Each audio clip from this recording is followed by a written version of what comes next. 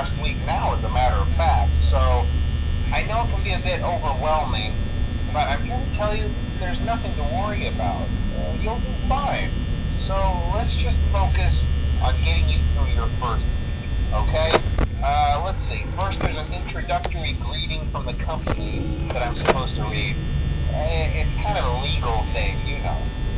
Welcome to Freddy Fazbear's Pizza, a magical place for kids and grown-ups alike, where fantasy and fun come to life.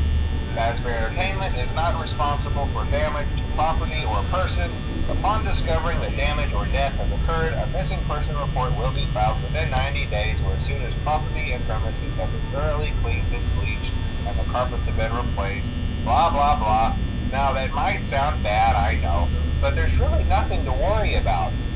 The animatronic characters here do get a bit quirky at night, but do I blame them? No.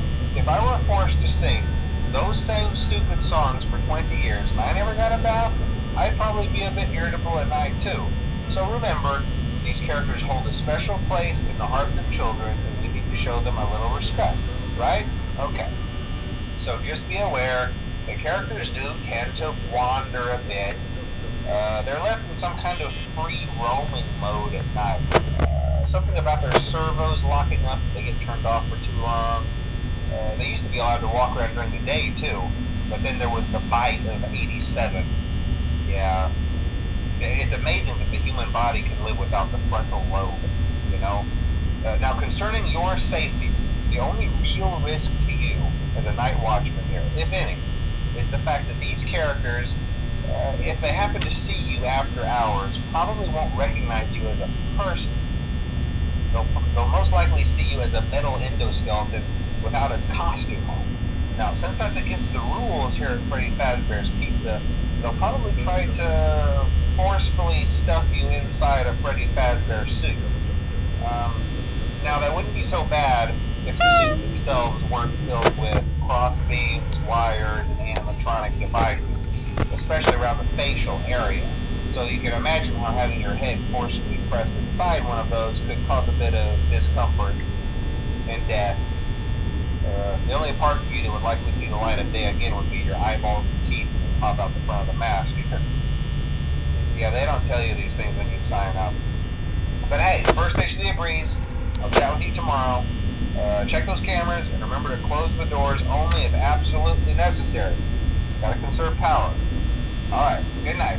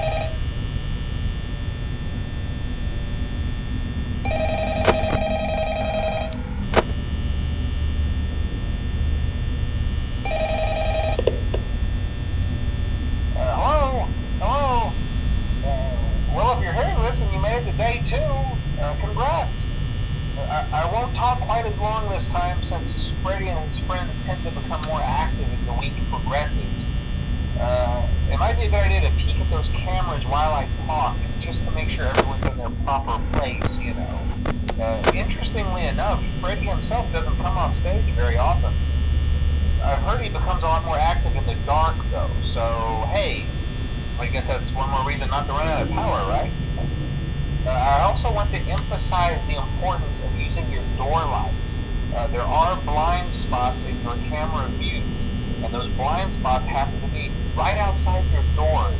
So if you can't find something or someone on your cameras, be sure to check the door light. You might only have a few seconds to react. Not that you would be in any danger, of course. I'm not implying that. Also, check on the curtain in Pirate Cove from time to time. The character in there seems unique in that he becomes more active if the cameras remain off for long periods of time. I guess he doesn't like being watched. I don't know. Anyway, I'm sure you have everything under control. Talk to you soon.